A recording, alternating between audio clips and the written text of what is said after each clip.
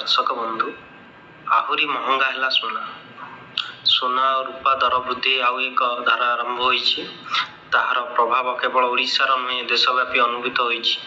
भुवनेश्वर सोमवार 22 क्यारेट सुना 10 ग्राम पिछा दाम 850 टंका वृद्धि पाई 1,03,650 टंका होइछि। 24 क्यारेट सुना दाम 920 टंका वृद्धि पाई 1,13,070 टंका पहुंची। चलित मास 19 ठारू उभय 22 क्यारेट और 24 क्यारेट सुना दाम लगातार भावे बढ़ुछि।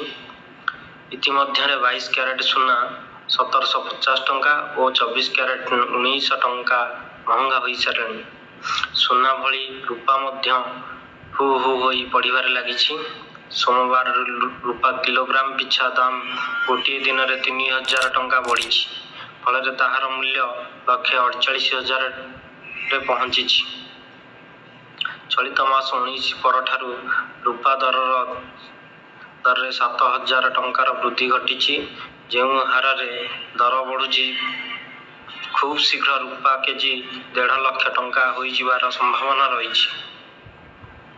नुआ दिल्ली रे 24 क्यारेट सुनार 10 ग्राम पिछा दाम 2,380 टंका वृद्धि पाई 1,12,155 टंका होइछि। Indian bullion and jewellers association पक्षर सूचना दी जाइछि। सेहीपरि रूपा केजी 4,870 टंका बढ़ी 1,32,870 टंका होइछि। केवल 2025 देशर सुना दाम 36,000 टंका और रूपा दाम 46,852 टंका बढ़ी सारे।